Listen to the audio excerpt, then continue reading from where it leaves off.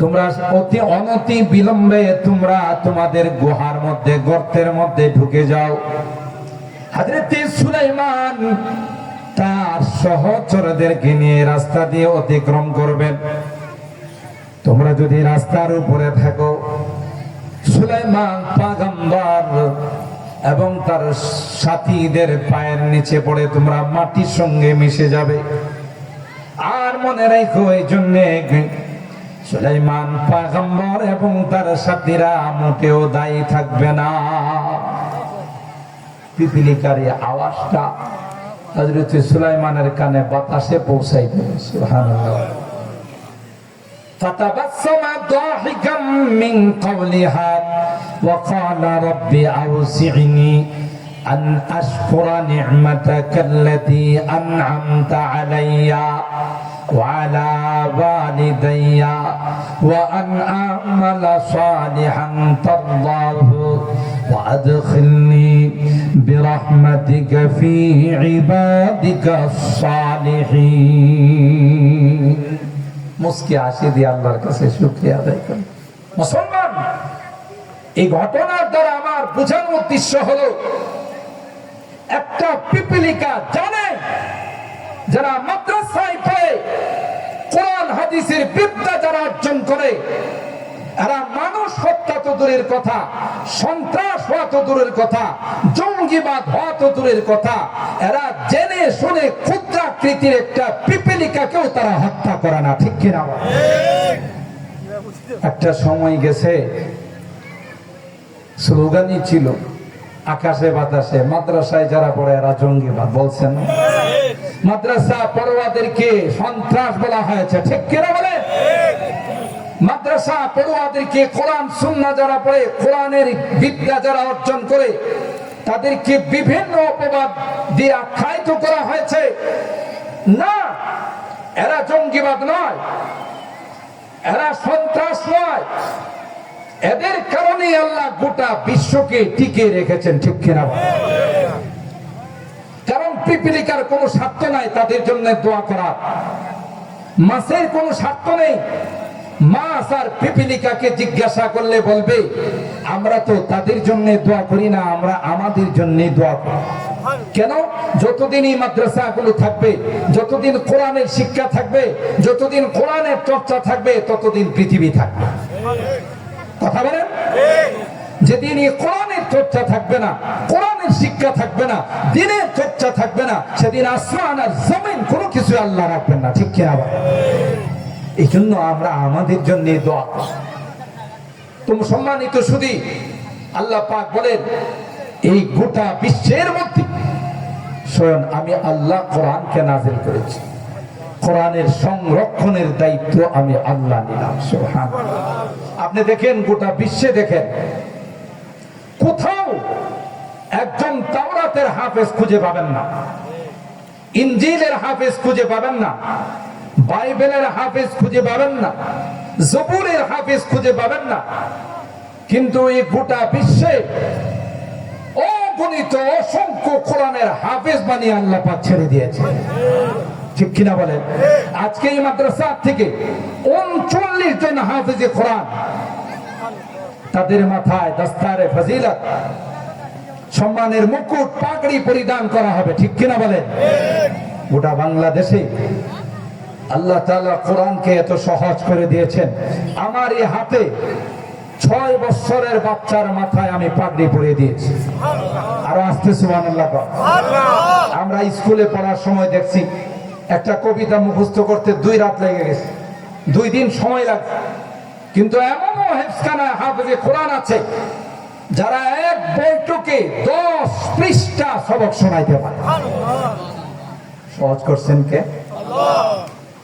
এই কোরআন আল্লাহ বলেন আমি নাযিল করেছি, কোরআনের সংরক্ষণের দায়িত্ব আমি নিলাম। গোটা বিশ্ব মিলে যদি কোরআনের বিরুদ্ধাচরণ করে, ধরে নেওয়া যাক নাউযুবিল্লাহ, এই কোরআনকে যদি বিলুপ্ত করে দেওয়া হয়, কোরআনের কপিগুলো যদি জ্বালিয়ে দেওয়া হয়, কোরআনের কপিগুলো যদি সমুদ্রে নিক্ষেপ করে দেওয়া হয়, আপনাদের কি ধারণা কোরআন কি দুনিয়া থেকে মুছে যাবে? জোরে বলো। ছোট্ট হাফেজে কোরআন যাদের সিনায় আল্লাহ 30 পারা কোরআনকে সংরক্ষণ করে দিয়েছেন, বলা হবে হাফেজ। সূরা আল ফাতিহা থেকে নিয়ে তুমি তিলাওয়াত করতে থাকো, আমরা মোবাইলে রেকর্ডিং করতে থাকি, ঠিক কিনা বলে? হাফেজে কোরআন সূরা আল ফাতিহা থেকে নিয়ে তিলাওয়াত শুরু করবে, সূরা আন-নাস পর্যন্ত তিলাওয়াত করবে, আবার পুনরায় বিশ্বের মধ্যে কোরআন জিন্দা হয়ে যাবে, ঠিক কিনা বলেন? এই ব্যবস্থা কে করে দিয়েছেন? আল্লাহ করে দিয়েছেন। ওয়ালাকাদ ইয়াসসারনাল কুরআনা লিয-যিকর ফাহাল মিন মুদ্দাকির। আল্লাহ বলেন, বিশ্বের মানুষ তোমরা জানো না আমি আল্লাহ কোরআনে কারীমকে সহজ করে দিয়েছি, সহজ করে দিয়েছি। না হয় এই 30 পারা কোরআন এই ছোট ছোট বাচ্চাদের সিনার মধ্যে সংরক্ষণ করা সম্ভব হতো না, ঠিক কিনা বলে? কে সহজ করে দিয়েছেন? আল্লাহ সহজ করে দিয়েছেন। শুধু তাই নয়, আল্লাহ বলেন ইউরিদুনা লিইউতফিউ নূরাল্লাহি বিআফওয়াহিহিম ওয়াল্লাহু মুতিম্মু নূরিহি ওয়ালাউ কারিহাল কাফিরুন। আল্লাহ বলেন গোটা বিশ্ব মিলে ঐক্যবদ্ধভাবে যদি চেষ্টা করে আমার কোরআনের লাইটকে অফ করে দেওয়ার জন্য, কোরআনের মাদ্রাসাগুলোকে বন্ধ করে দেওয়ার জন্য, কোরআনের আওয়াজকে স্তব্ধ করে দেওয়ার জন্য গোটা বিশ্ব মিলে যদি চেষ্টা করে, আল্লাহ ডাক দিয়া কয় না না, পারবে না, পারবে না। যে কোরআনের দায়িত্ব স্বয়ং আমি আল্লাহ নিয়েছি, গোটা বিশ্ব মিলে যদি চেষ্টা করে গো আমার কোরআনকে অফ করে দেওয়া তো দূরের কথা, কোরআনের একটা জের জবর নকতা কেউ পরিবর্তন করতে পারবে না। কথা বলেন ঠিক কিনা? চেরাগেরা কে ইজ্জত বর ফরজাদ হারা কাছে দম জানাদনি শাসে বসুজা। কবি ডাক দিয়া বলে, যেই লাইট শোন আল্লাহ জানিয়েছেন, যেই লাইটের জিম্মাদার শোন আল্লাহ হয়েছেন। কেউ যদি এই লাইটকে অফ করার জন্য যাবে, লাইট কোনোদিন অফ হবে না। যারা যাবে, যারা এই লাইটকে অফ করতে যাবে, চিরতরে তারাই অফ হয়ে যাবে। আল্লাহ বলেন কোরআনের দায়িত্ব আমি নিয়েছি কিয়ামত পর্যন্ত। এই কোরআনের একটা নকতাও পরিবর্তন করার ক্ষমতা কারো নাই। জোরে বলো না আছে? আর হারাম আজকে 1400 বছর, 1450 বছর, 1500 বছর হয়ে গেছে। আপনাদের বদরগঞ্জে মনে হয় মদিনাওয়ালা কোরআন নাই, কথা কয় না? নাকি ওই কোরআনের কোন বিপরীত কোরআন আছে? যে কোরআন আল্লাহর হাবিবের উপর অবতীর্ণ হয়েছিল, যে কোরআন আল্লাহর নবীর উপর হযরতে জিবরাইল হেরা গুহায় নাজিল করেছিলেন, সেই কোরআনই আছে না নাই? কিয়ামত পর্যন্ত সেই কোরআন থাকবে। গোটা বিশ্বের কোন বাহাদুর তাকে পরিবর্তন করতে পারবে না। আল্লাহর হাবিবের উপর কোরআন যখন নাযিল হলো, মক্কার মানুষগুলোকে আল্লাহর হাবিব বলেন, আল্লাহ আমাকে নবী বানাইয়া পাঠাইছেন, এই যে আমার উপর আল্লাহ কোরআন নাযিল করেছেন। মক্কার মানুষগুলো আপোষে বলাবলি করে, মুহাম্মদ মনে হয় রাতের বেলা কোরআন বানা দেয়, আর দিনের বেলা হলে আমাদের কাছে পেশ করে। নাউজুবিল্লাহ বলেন, আর একটু জোরে বলেন নাউজুবিল্লাহ। যখন এইভাবে কানা ঘুষা শুরু করে দিল, আল্লাহ পাক তাদেরকে চ্যালেঞ্জ করলেন, তোমরাও তো আরবি ভাষা তোমাদের মাতৃভাষা, কোরআনের মতো একখানা কোরআন বানায়া তোমরাও পেশ করে দাও। কুল্লা ইনজিতামাতিল ইনসু ওয়াল জিন্নু আলা আইয়াতু বিমিসলি হাযাল কুরআন লা ইয়াতুনা বিমিসলিহি ওয়ালাউ কানা বাদুহুম লিবাদিন যাহিরা। বানিয়ে তোমরা পেশ করে দাও। গোটা মক্কার মানুষ চেষ্টা করলো কোরআনের মতো কোন কোরআন বানানো সম্ভব তো দূরের কথা, একটা আয়াত পর্যন্ত বানাইতে পারে নাই।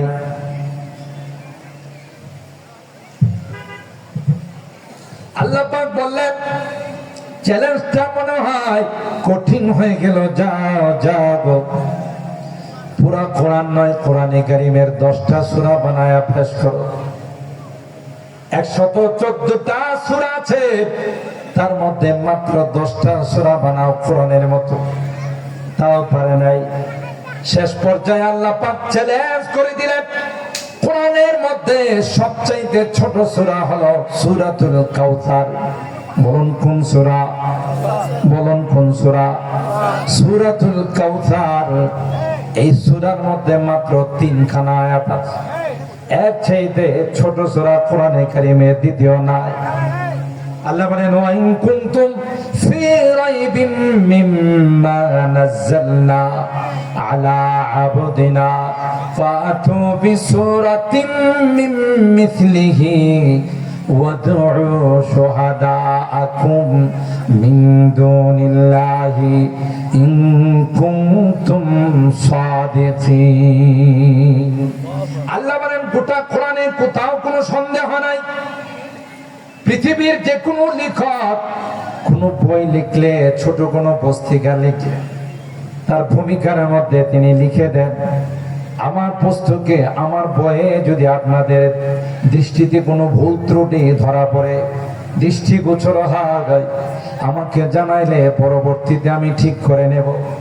আল্লাহ পাক কোরআনুল কারীমের সূরাতুল বাকারার শুরুতে গোটা বিশ্বের মানুষকে চ্যালেঞ্জ করে বলে দিলেন আলিফ লাম মিম যালিকাল কিতাব লা রাইবা ফি।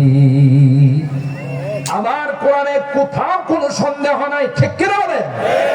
আল্লাহ বলেন কোরআনের শুরু থেকে নিয়ে শেষ পর্যন্ত কোন জায়গাতে কোনো সন্দেহ নেই।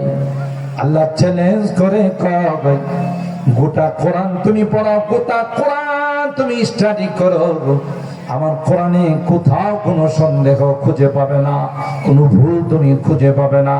তোমার ভিতরে যদি সন্দেহের উদ্বেগ হয়, তোমার ভিতরে যদি কোনো সন্দেহ জাগে, তাইলে আমি আল্লাহ চ্যালেঞ্জ করে দিলাম কোরআনুল কারীমের 3 আয়াত বিশিষ্ট সূরাতুল কাউসার এর মতো একটা সূরা বানায়া তোমরা পেশ করে দাও। সব মিলে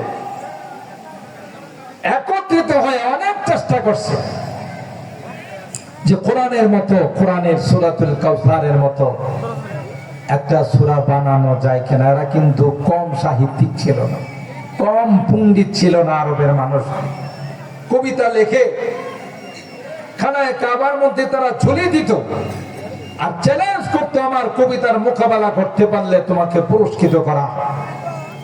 সাহিত্যিকের যুগ ছিল, তাদের মধ্যে সাহিত্যিকতার কোনো অভাব ছিল না। সবাই মিলে চেষ্টা করে পারে নাই। একটা পর্যায়ে তারা সারেন্ডার করল আর বলল ইন্না আ'তাইনাকাল কাউসার। কোরআনে কারীমের এই আয়াত তিলাওয়াত করে আর কর ইন্না আ'তাইনাকাল কাউসার লাইসা হাযা কালামুল বাশার। না, এটা কোনো মানুষের কথা না, এটা আল্লাহ রব্বে জালাল সৃষ্টিকর্তা যিনি কুল কায়নাতকে সৃষ্টি করেছেন তার কালাম। এর মোকাবেলা করার ক্ষমতা বিশ্বের কারো না। সুবহানাল্লাহ জোরে বলেন। তাইলে কোরআন আল্লাহ নাযিল করেছেন, কিয়ামত পর্যন্ত এই কোরআনের সংরক্ষণের দায়িত্ব আল্লাহ নিয়েছেন। যত ষড়যন্ত্রই হবে, যত প্রভাকাণ্ডা হবে, যত অপপ্রচার হবে, যত তথ্য সন্ত্রাস হবে, কোরআনের একটা জের জবর নক্তা পরিবর্তন করার ক্ষমতা পৃথিবীর কারো থাকবে না। ভাগ্যবান ওই ব্যক্তি যে ব্যক্তি এই কোরআনের প্রতিষ্ঠানকে ভালোবাসবে, কোরআনকে মহব্বত করবে, ইসলামকে মহব্বত করবে, ইসলামের বিরোধিতা যারা করে তাদের ঈমান থাকে? জোরে বলে। আপনারা সচেতন নাগরিক, জানেন যে নারী কমিশন সরকারের কাছে সুপারিশ করছে অনেকগুলো, এর মধ্যে 10টা অধ্যায় এমন যে অধ্যায়গুলো সরাসরি কোরআনের বিরুদ্ধে। কথা বলেন ঠিক কিনা? আপনারা সচেতন নাগরিক, জানেন যে এই দেশে 95% মুসলমান বসবাস করে, মুসলমান নিজের জানের চেয়ে তো কোরআনকে ভালোবাসে। কথা বলেন ঠিক কিনা? নিজের জানের চেয়ে তো ইসলামকে বেশি ভালোবাসে, নিজের জানের চেয়ে তো আল্লাহর নবীকে বেশি ভালোবাসে। ঠিক কিনা বলেন? কত বড় স্পর্ধা! এদেশের অন্তর্বর্তীকালীন সরকারের মাননীয় প্রধান উপদেষ্টার কাছে কোরআন সুন্নাহ বিরোধী সুপারিশ তারা করে। আমরা জানি মাননীয় প্রধান উপদেষ্টা তিনি অত্যন্ত বিচক্ষণ, অত্যন্ত শিক্ষিত, কোনোভাবে এগুলোকে অ্যাকসেপ্ট করবে না। কথা বলেন ঠিক কিনা?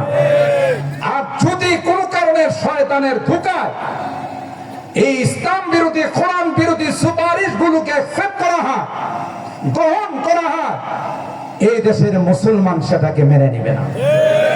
কথা বলেন ঠিক না? সম্মানিত সুধী, এরা অনেকগুলো সুপারিশ করেছে কোরআন সুন্নাহ বিরোধী, যেগুলো সরাসরি কোরআনের আয়াতের বিরোধী। 1 নম্বর বলছে নারী পুরুষকে সমান সম্পত্তি দিতে হবে। আমি সংক্ষেপে বলতেছি শুধু আপনাদের বোঝার জন্য, অথচ কোরআনুল কারীমের সূরা আন-নিসা 11 নম্বর আয়াতে আল্লাহ বলেন ইউসিকুমুল্লাহু ফি আওলাদিকুম লিয-যাকারি মিসলু হাযিল উনসায়াইন।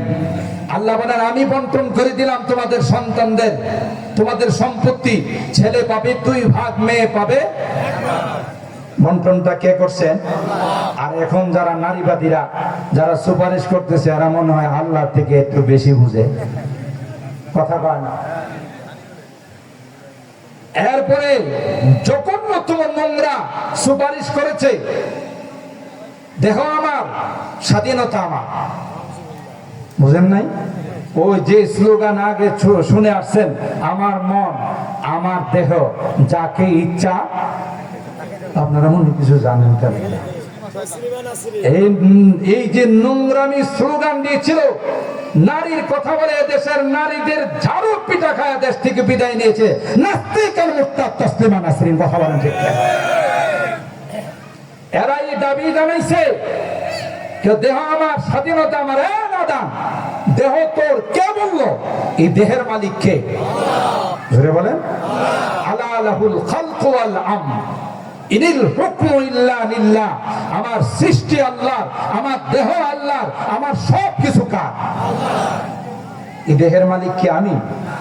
আমি যখন আল্লাহর দরবারে গিয়ে মিথ্যা কথা বলবো, আমি যখন আমার আমলনামার বিরুদ্ধে কথা বলবো, সূরা ইয়াসিনের মধ্যে আছে আল-ইয়াউমা নাখতিমু আলা আফওয়াহিহিম।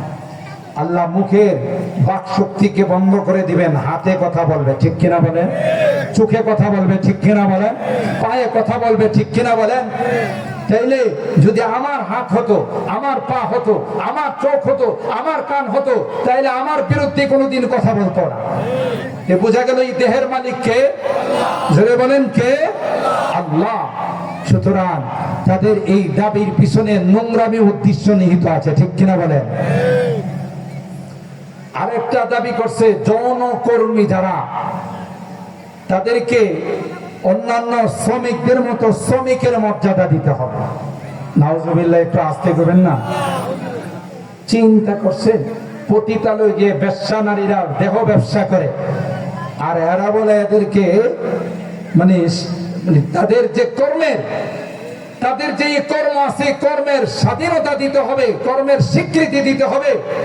এই যেখানে জেনা হয়, দেহ ব্যবসা হয়, এই জমিনের মধ্যে আসমান থেকে গজব নেমে আসে। ঠিক কিনা বলে? জেনা সম্পর্কে কোরআনে আল্লাহ কত আয়াত নাযিল করেছে।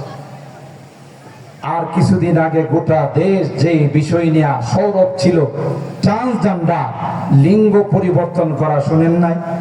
এই শয়তানের দল এই সুপারিশ করছে যে যেভাবে ইচ্ছা লিঙ্গ পরিবর্তন করতে চাইলে তারে পরিবর্তন করার স্বাধীনতা দিতে হবে। আমাকে আপনাকে পুরুষ বানাইছেন কে? কথা বলেন। পুরুষ বানাইছেন আল্লাহ, নারীদেরকে মা বোনদেরকে নারী বানাইছেন কে? আর হে কয় আল্লাহর বানানোটা আমার পছন্দ নেই, আমি ইচ্ছা মতে বেড়া ছিলাম বেড়ি হয়ে যাব। বুঝেন তো কথা? আমি পুরুষ ছিলাম এখন নারী হয়ে যাইব, তাহলে কি বোঝা গেল? আল্লাহর সৃষ্টি তার কাছে পছন্দ কি? আমার কথা বুঝতে পারছে? আল্লাহর সৃষ্টি আমার কাছে পছন্দ না। কোরআনে কারীমের সূরা নিসার মধ্যে আল্লাহ বলেন ওয়ালা উমান্নিয়ান্নাহুম ওয়ালা আমরান্নাহুম ফালা ইউগাইয়িরুন্না খালকাল্লাহ। যারা আল্লাহর সৃষ্টিকে পরিবর্তন করতে চায় এরা শয়তানের দুলাভাই। কথা বলেন ঠিক কিনা? এরা শয়তানের খালাতো ভাই। আল্লাহর সৃষ্টিকে পরিবর্তন করার ক্ষমতা পৃথিবীর কারো নাই। সবচাইতে জঘন্যতম সুপারিশ করেছে যে রাষ্ট্রীয় কোনো গুরুত্বপূর্ণ কাজ, সংবিধান সহ গুরুত্বপূর্ণ কাজ বিসমিল্লাহ দিয়ে শুরু করা যাবে না। আপনারা আরো আস্তে নাউজুবিল্লাহ কন, আরো আস্তে কন। সাবধান, এদেশ মুসলমানের দেশ। হ্যাঁ, অমুসলিমরা এদেশে তাদের পূর্ণ স্বাধীনতা নিয়ে বসবাস করবে। আমরা তাদেরকে সব সময় স্বাধীনতা দিয়েছি, তাদের সব সময় নিরাপত্তা দিয়েছি। তার মানে এই নয় যে ৯৫ থেকে ৯৫% মুসলমানের দেশে মুসলমানের কোরআনকে আঘাত করে, ইসলামকে আঘাত করে, মুসলমানের নবীকে আঘাত করে কোনো কিছু পাস করে নেওয়া হবে। এটা মুসলমানের বিন্দু পরিমাণ রক্ত করতে এই দেশে হতে দেবে না। কথা বলেন ঠিক না বেঠিক? সম্মানিত সুধী, তাই আল্লাহ তাআলা ক্লিয়ার ভাবে জানিয়ে দিলেন কোরআন আমি নাযিল করেছি, কোরআনের সংরক্ষণের দায়িত্ব আমি আল্লাহ। সুবহানাল্লাহ। তবে ভাগ্যবান ওই ব্যক্তি যেই ব্যক্তি কোরআনের সাথে নিজেকে লাগাই রাখে, কোরআনের পাখিদেরকে যারা ভালোবাসে। কিয়ামতের কঠিন ময়দানে কেউ আপনার আপন বলে স্বীকার করবে না। আপনার সন্তান আপনাকে বাবা বলে স্বীকার করবে না। আপনার প্রিয়তমা স্ত্রী আপনাকে স্বামী বলে স্বীকার করবে না। কোরআনে ইয়াউমা ইয়াফিরুল মারউ মিন আখিহি ওয়া উম্মিহি ওয়া আবিহি ওয়া সাহিবাতিহি ওয়া বানি লিকুল্লি ইমরিইম মিনহুম ইয়াউমা ইযিন শাআনুন ইউগনি।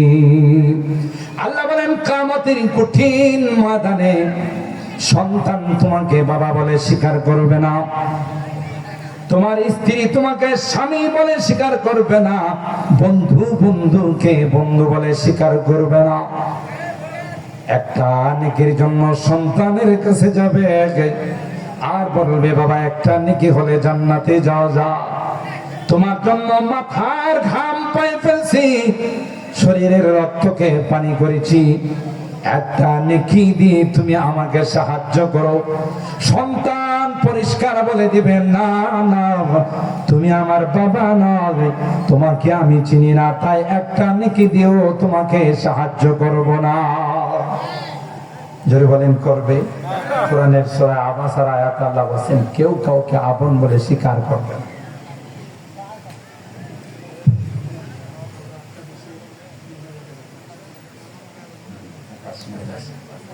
সম্মানিত সুধী, তাই আজকের এই মাদ্রাসার ছাত্রদেরকে যদি আমরা ভালোবাসি, যেদিন কেউ আমার আপন থাকবে না সেদিন এরা আমাদের পাশে দাঁড়াবে না, দাঁড়াবে না।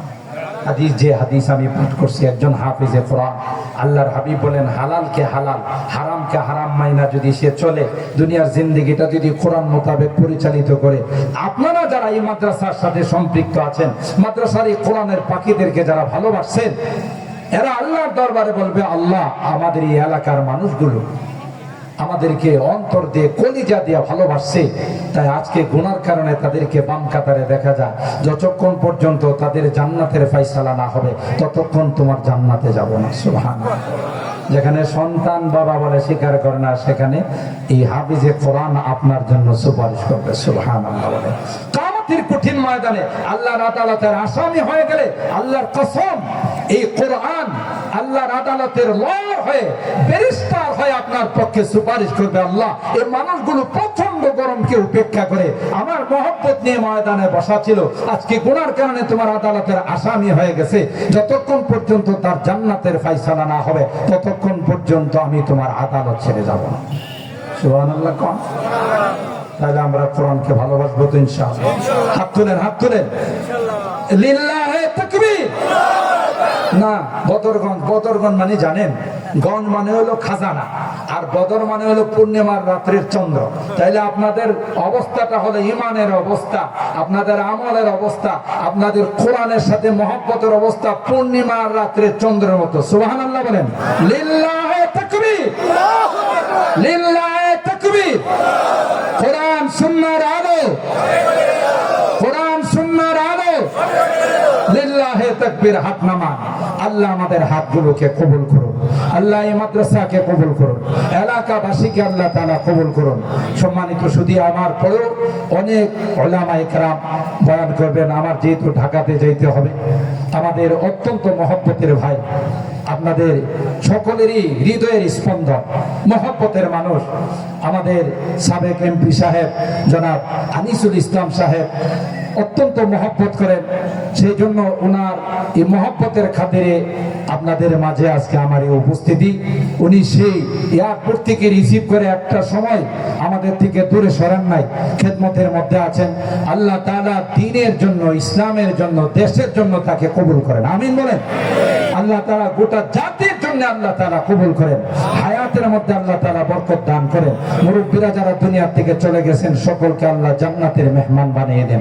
চলুন আমরা একটু মুখতাসার দোয়া করে নিই মাদ্রাসার জন্য, এলাকাবাসীর জন্য, যারা আজকের এই মাহফিলের জন্য বিভিন্নভাবে অক্লান্ত পরিশ্রম করেছেন, অর্থ দিয়ে, পরামর্শ দিয়ে, বিভিন্নভাবে। আর বিশেষ করে এই মাদ্রাসা থেকে 39 জন হাফেজে কোরআন বের হচ্ছে। আল্লাহ তাআলা তাদেরকে যেন পূর্ণাঙ্গ হাফেজ বানায় আলেমে বা আমল, আলেমে রব্বানি হক্কানি বানার তৌফিক দান করেন। আমিন বলো। আল্লাহুম্মা ইহদিনাস সিরাতাল মুস্তাকিম সিরাতাল্লাযীনা আন'আমতা আলাইহিম মিনান নাবিয়্যিন والصديقين والشهداء والصالحين ربنا ظلمنا أنفسنا وإن لم تغفر لنا وترحمنا لنكونن من الخاسرين ربنا فاغفر لنا ذنوبنا وكفر عنا سيئاتنا وتوفنا مع الأبرار رب ارحمهما كما ربياني صغيرا رب ارحمهما كما ربياني صغيرا রব্বুল আলামিন। আল্লাহ দীর্ঘক্ষণ পর্যন্ত বসে কোরআনের আলোচনা শোনার পর আমরা কিছু সংখ্যক গুনাহগার বান্দা সেই দরবারে হাত উঠাইলাম, আল্লাহ মেহেরবানি করে জিন্দেগীর সকল গুনাহগুলো মাফ করে দাও ইয়া রাব্বাল আলামিন। আল্লাহ, জীবনে অনেক গুনাহ করেছি যার কোনো হিসাব নেই। গুনার দিকে তাকাইলে জাহান্নাম ছাড়া কিছুই দেখি না। তোমার রহমতের দরিয়ার দিকে তাকাইলে আল্লাহ জান্নাতের আশাবাদ দিতে পারি না। তাই ভিক্ষুকের মতো, কাঙ্গালের মতো দুইখানা হাত বাড়াইলাম। আল্লাহ মেহেরবানি করে জিন্দেগীর সকল গুনাহগুলো মাফ করে দাও। কিয়ামতের কঠিন ময়দানে আমাদেরকে তুমি গুনাহগার বলে ডাক দিও না। কোরআনে কারিমে পড়েছি আল্লাহ তুমি গুনাহগারদেরকে গুনাহগার বলে ডাক দিবে, আর বলবে ওয়ামতাজুল ইয়াউমা আইয়ুহাল মুজরিমুন, এ পাপিষ্ঠের দলেরা আমার নেককার বান্দাদের থেকে আলাদা। ওই দিন যদি আমাদেরকে তুমি গুনাহগার বলে ডাক দাও, কার কাছে যাব? কে গো আমাদেরকে মাফ করবে? এই তো দোকানা হাত তুলে কাঙ্গালের মতো তোমার কাছে হাত বাড়াই, এ মালিক মাফ করবানি, মাফ করে দাও, ক্ষমা করে দাও। ওয়াদা করতেছি আর জীবনে কোনোদিন নামাজ ছাড়ব না, আর জীবনে কোনোদিন সুদ খাইব না, আর কোনোদিন নাফরমানি করব না, আর কোনোদিন হারাম খাইব না, আর কোনোদিন বেপরদায় চলব না। আল্লাহ মেহেরবানি করে আমাদের তওবাগুলোকে কবুল করে নাও। আল্লাহ এই মাদ্রাসাকে কবুল করে নাও। মাদ্রাসার আসাতেজা, তালাবা, এলাকাবাসী, কমিটি সকলকে তুমি কবুল করে নাও। আল্লাহ 39 জন ছাত্র হাফেজে কোরআন হয়ে বের হবে আল্লাহ, তাদেরকে আলেমে বাআমাল, আলেমে রব্বানি হক্কানি বনার তৌফিক নসিব করে দাও। এলাকাবাসীকে মাফ করে দাও, কামাই রুজি রোজগারে বরকত নসিব করে দাও।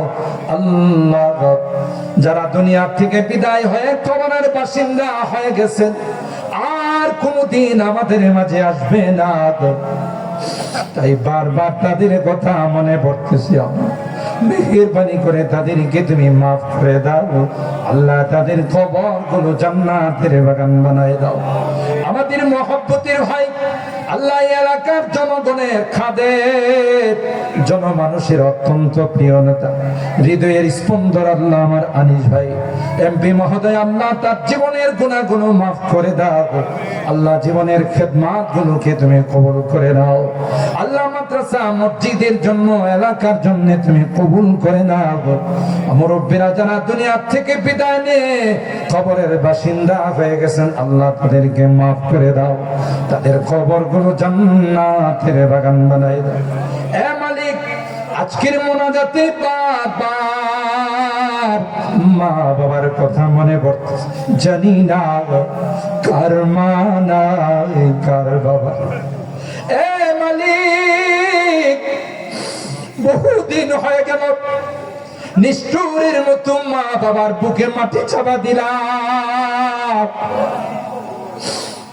নিষ্ঠুরের মতো শুধু মাটি চাপা দেই না, বাঁশ চাপা দিয়ে আল্লাহ কবর থেকে চলে আসলাম। যে মা বাবার চেহারার দিকে কবুল হজের সওয়াব পাওয়া যায়, ঘরে যায় সেই মা বাবার মায়াবী চেহারা গুলো আর দেখে কত কষ্ট করে লালন পালন করেছে, বাবা কাঁধে কুলে নিয়ে আমাদেরকে মানুষ করেছে। নিজে কিছু খায় না, কেউ কিছু দিলে আমার জন্য পকেটে করে নিয়ে আসতে। ইয়া রাব্বাল আলামিন, আল্লাহ, জনম দুঃখিনী মা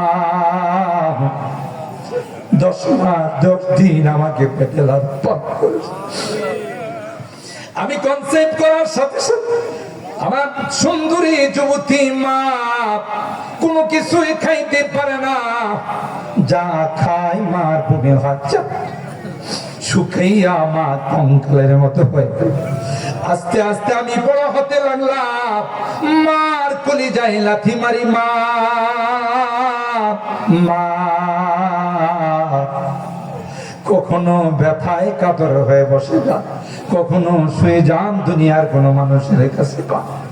প্রসব ব্যথা যখন মার শুরু হয়ে গেল, মা সবার কাছ থেকে বিদায় নেয়। কত মা সন্তান জন্ম দিতে গিয়ে মারা যায়। আমিও যদি মারা যাই রে, তোমরা কেউ দাবি দেওয়া বেহুশ হয়ে কলস কি কলস রক্ত প্রবাহিত। দুনিয়ার সুন্দর চেহারাটা মা আমাকে দেখাইছে। 2টা বছর মাকে ঘুমাইতে দে না, কনকনে শীতের মধ্যে ক্ষুধা লাগছে, কান্না করেছি মা মা। কাঁচা ঘুমটা ভেঙে আমাকে দুধ খাওয়াচ্ছে। বাড়ির থেকে বিদায় নিলে মা দরুদ মাখা কথাগুলো দিয়ে বিদায় জানাইছে। বারবার বারবার আমার দিকে তাকাইয়া কাঁদছে। যতই রাত হয়েছে বাড়িতে ফিরতে মা ডাক দিতে দেরি হয়, দরওয়াজা খুলতে দেরি হয়। এ মা এ মা, এত রাত হয়ে গেল মা, তুমি ঘুমাও না? মা কয়, দুনিয়ার সবার চোখে ঘুম আসতে পারে, আমি তোর জনম দুঃখিনী মা। আমি তো তোর জন্য আল্লাহর কাছে দোয়া করতেছিলাম। আজকে মা নাই, বাবা নাই, আজকের মোনাজাতে বারবার মা বাবার কথা মনে পড়ে। গুনার কারণে যদি তোমার জাহান্নামের আসামি হয়, আমরা তোমার কাছে মাপ চাই, ক্ষমা চাই।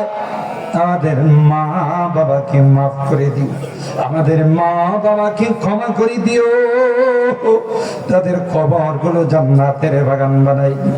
আমার মুরব্বীদেরকে আবু বকরের মতো বানাই দিও, আমার যুবকদেরকে জান্নাতি যুবক বানাই দিও।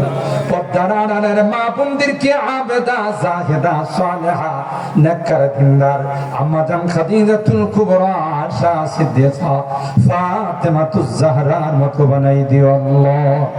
জানি না কার জীবনের শেষ মুনাজাত হতে পারে, আমার জীবনের শেষ মুনাজাতে হাত উঠেছে আল্লাহ। এর আগে যদি তুমি মালাকুল মউতের হাতে সুপুর্দ করো আল্লাহ, আল্লাহ তোমার কাছে ফরিয়াদ, দিনদার বানায়া দুনিয়ার থেকে নিও, কলমা ওয়ালা বানায়া দুনিয়ার থেকে নিও, তাওবা নসিব করে দুনিয়ার থেকে নিও। আমি যদিও গুনাহগার, অনেক আলেম ওলামাদেরকে নিয়ে হাত উঠাইছি, অনেক মুরব্বীদেরকে নিয়ে হাত উঠাইছি, অনেক সাদা দাড়িওয়ালা মুরব্বীদেরকে নিয়ে হাত উঠাই। তোমার নবী কয় মুসাফিরের হাত নাকি তুমি ফেরত দাও আল্লাহ। যাদের হাতখানা পছন্দ হয় সে হাতের ওসিলায় তোমার হাবিবে তুফাইলে আমাদের দোয়াগুলো কবুল করে নাও। রব্বানা তাকাব্বাল মিন্না ইন্নাকা আনতাস সামিউল আলিম ওয়া তুব আলাইনা ইন্নাকা আনতাত তাওয়াবুর রহিম। সুবহানা রাব্বিকা রাব্বিল ইজ্জাতি আম্মা ইয়াসিফুন ওয়া সালামুন আলাল মুরসালিন ওয়ালহামদুলিল্লাহি রাব্বিল আলামিন। আসসালামু আলাইকুম।